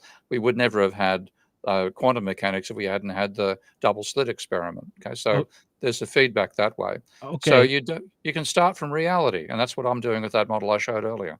Okay, so this question, it'll be for Mike, as we just talked about it. Is there a really clean separation between deduction and induction in the scientific method? I don't think you do science without both.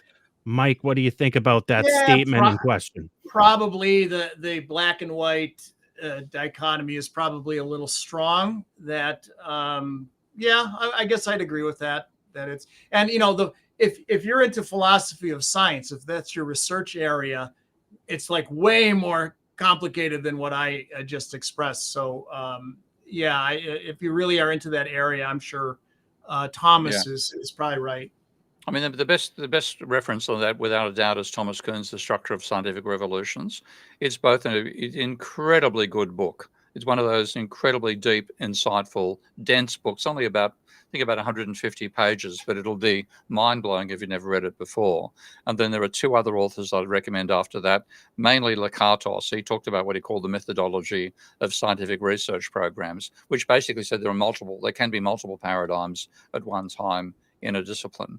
And like in physics, you've got people trying to work out quantum gravity, others trying to get string theories of gravity. So you do get different little communities all trying to develop it. And he talked about them being progressive or regressive. So a progressive scientific research program is expanding the range of things that it can explain, whereas what he called the degenerative research program is finding it's contradicting itself with its experimental discoveries. So its response is to adjust what he called he had a hardcore assumptions you can't touch without destroying the theory, and then he had what he called the protective belt of assumptions, where you could modify the assumptions to cope with the theory without completely destroying your paradigm. But the thing that I find fascinating about neoclassicals is they act to hang on to their paradigm. They make assumptions which contradict their paradigm, and that is one of the examples that I've used just recently is the idea of rational expectations. Now, rational expectations was used to demolish the idea of the cobweb cycle, Mike. That was the first paper written by Muth, was saying there isn't a cobweb cycle. There are simply firms making sensible, rational decisions based on the demand they face. And they rationally anticipate what the demand is going to be in the future. And there's no hog cycle. Well, to do that, he said information is scarce. Part of he said, how do I justify this conclusion? He said, information is scarce. And now, if you're going to finish that with a neoclassical concept, information is scarce and valuable. Therefore, it has utility. Therefore, it has a price. So the sensible consumer will consume information until the marginal utility information equals the marginal cost. Anybody who buys more information than that is being irrational. That's not what he said at all. What he said instead was information is scarce and the economic system generally does not waste it. So what he was assuming was either information is perfectly free or consumers buy an infinite amount of information, more than they need to get marginal cost equal to marginal revenue. So in a fundamental way, rational expectations contradicts the underlying idea of neoclassical economics that price is based on scarcity. But it let them hang on to the overall argument that systems in equilibrium, and the obsession with equilibrium is what distorted the whole damn profession. So one reason I'm doing this work on the actual structure of firms' cost and what actual competition is, say, get rid of this fucking hang up on equilibrium. The system's evolutionary and dynamic. We need to use tools that model it. We need an understanding of the system at the fundamental level that's both evolutionary and dynamic. Chuck this equilibrium garbage out the window. But if you did that, most of the neoclassicals would fall out the window with it, and that'd be a terribly disappointing thing to see. No, they would just change their name from what they call themselves now, New Keynesians, to New Post Keynesians, Keynesians. something like that. Anyways, hit that like button, subscribe, hit the notification bell, leave comments underneath the video, hit that like button. Let's see some more likes. Mike, were you going to say something? I was going to throw in a little side story. Okay. Steve mentioned Thomas Kuhn's Structure of Scientific Revolutions as a great book and explains a lot about how science is conducted. John Sterman, a good friend and colleague of mine in the system dynamics world, many years ago built a system dynamics model of Thomas Kuhn's Structure of Scientific Revolutions. And so it's kind of neat to look at the model and run simulations, Kuhnian simulations and what have you. But that's not the main point of the story. Some years later, Jason Wittenberg, a PhD student of Thomas Kuhn, approached Sterman and said, I think your model isn't right. He said, I don't even think you can build, it's possible to build a model of the structure of scientific revolutions. So here's what John did. He said, okay, let's build one together then. And so he asked that Jason write his thing up, and he criticized John's model in the System Dynamics review. John responded. Actually, several of us were asked to respond. And then John and Jason built a second Structure of Scientific Revolutions model that satisfied the concerns of Jason. So I always thought that's how science is supposed to work. John was not angry at him. He didn't belittle him. He said, okay, I'm listening. Hey, let's work together. Let's make it better. So and that's what we should be doing. Yeah. Frank has a question. Are oligarchies, monopolies, and unions a feature of capitalism or a result, Mike? Feature or result? It's a difficult question, isn't it? Yeah. Yeah, He's I mean, do they Frank. arise because Frank, of? Frank, you kind of asked that question like you were coming from Austrian economics. Very deep thinking and hard to understand. But but still, Mike, I need you to give your best shot here. We're on It's, live. it's yeah, I get if pressed, I would say it's probably a result that unfettered capitalism with no structure whatsoever, Wild West stuff leads to lots of bad things. 14-year-olds working 12-hour days chained to a milling machine or some crazy thing, or in a coal mine somewhere or whatever. So either government has to step in or the workers collectively join together and collectively bargain. So it's probably a result, right here and now, I guess I would say. It's also a feature because, I mean, capitalism it's a complex social system, and to try to reduce it down to basically workers and capitalists and leaving out any aggregations by unions and leaving out government and assuming that there are no power centers inside the system is a fantasy. The system will generate concentrations of power. I think the thing which a lot of the Austrians are talking about is saying that concentration of power is a bad thing. But capitalism is going to concentrate it anyway. This is, again, if you look at the structure of firms that is the real world structure, what that explains is what we see in the real world in terms of the size of firms. And rather than finding some industries are perfectly competitive and some are oligopolies and other are monopolies, you find precisely zero industries that fit either of those three taxonomies. What you get is a power law. There's a few large firms in every industry and lots of small firms. And part of the dynamic of capitalism is the competition between the small firms and the large firms to try to become the large firms. And that evolutionary pressure will give you oligarchies. It'll give you temporary monopolies. You might find a firm which dominates an industry for a while, but then that makes it a target. And therefore there'll be competitors coming in and trying to take market share away from it. That's both a feature and a result. They both come out of it. In that sense, it's a complex system with feedbacks, and all those will turn up in the system because it's a complex system. So let me throw one little stick into the spokes. There you go. Steve and Ty and Mike all do, let's call it system dynamics modeling, right? We come at it with a little bit of different software and a little bit of different perspective, but by and large, we're living in and working in the same sandbox. Over the years, I've talked to many, many heterodox economists trying to say, hey, why don't you do system dynamics? Well, let's start a program. Let's teach people to do this. Let's take your case studies and turn them into working models and what have you. And I've had mixed success. Some of the people have said, this is great. Sure, let's do it. Other people are like, no, I'm good, but have fun. But some people who have taken a harder look at system dynamics have said, and this is now we're getting towards Paul Davidson, even Sir John Hicks, that really the post-Keynesians are saying, hey, Keynes made a big distinction between risk and uncertainty, fundamental uncertainty. And then you get into animal spirits and what have you.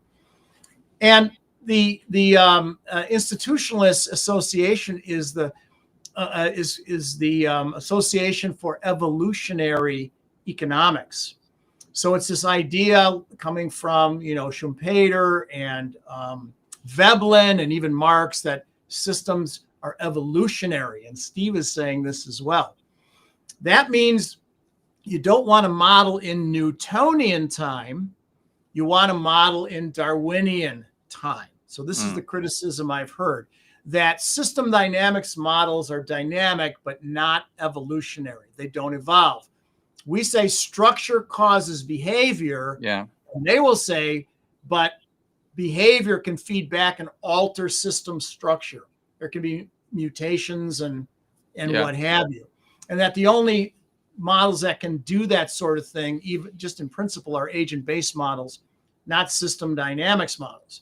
To use a little mathy talk, and Paul Davidson liked to write about this, and even he ran it by Sir John Hicks, and Sir John agreed in his later years, is system dynamics models are ergodic, and he's wrong. Evolutionary models are non-ergodic. He's wrong. This is Paul and I. Davidson is wrong. Davidson is wrong. Paul and I used to fight like buggery back in the days of the post-Keynesian thought group with Rick Holt used to. I think you were on it too, weren't you, Mike? Even though I sent you a recent picture of you and Paul. I know, yeah. We became quite chummy in the older days. But I mean, literally in the early time, I was first doing him, I was studying mathematics at New South Uni. I was working with people working in complex systems mathematics and so on. And Paul is trying to tell me that these systems are ergodic. Now, the definition of ergodicity, and this is something post-Keynesian and modern monetary theory people need to get their effing heads around as well. An ergodic system is one in which the average over time is the same as the average over space.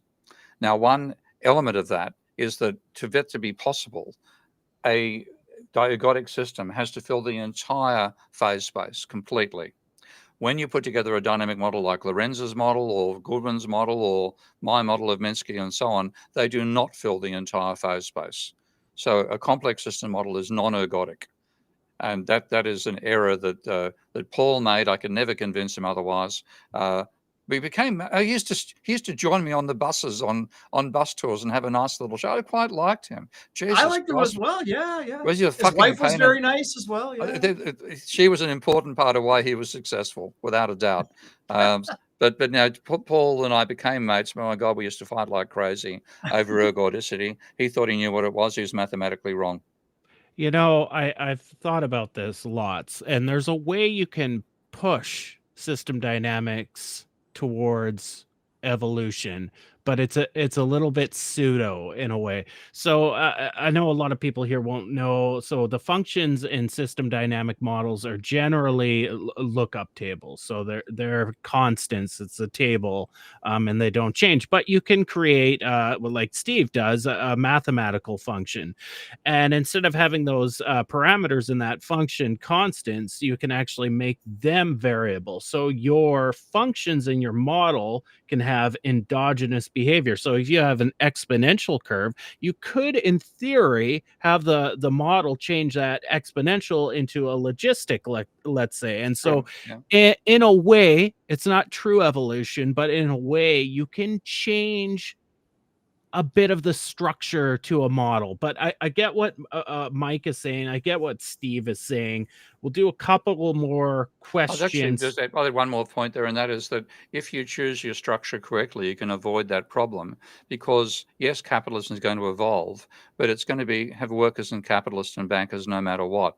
So if you restrict yourself to sort of class definitions like that, there'll be changes in how the classes interact with each other and who's the top banker and who's the top capitalist and so on. But you're still going to have workers, capitalists, and bankers. You're still going to have a distribution between the three social classes. Throw in your landlords there to get a fourth social class, et cetera, so long as you choose structures which remain constant while the system remains capitalist, then you don't fall into not being able to handle the evolutionary thing, but then you have a symbiotic relationship. You get the overall dynamics with system dynamics. You can then talk about evolutionary processes using multi-agent modeling.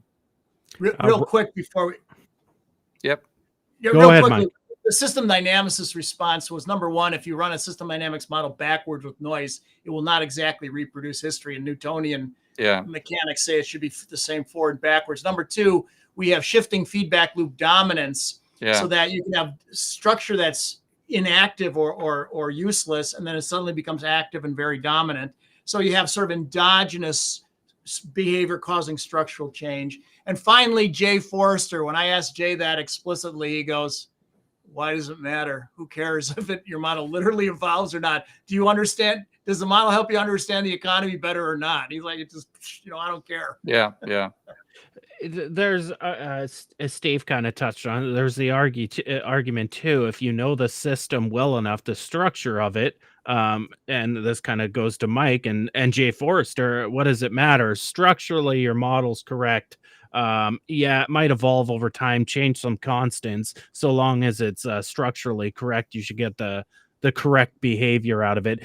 Ralph said interesting question. This goes back to the monopolists and unions and where does it come from?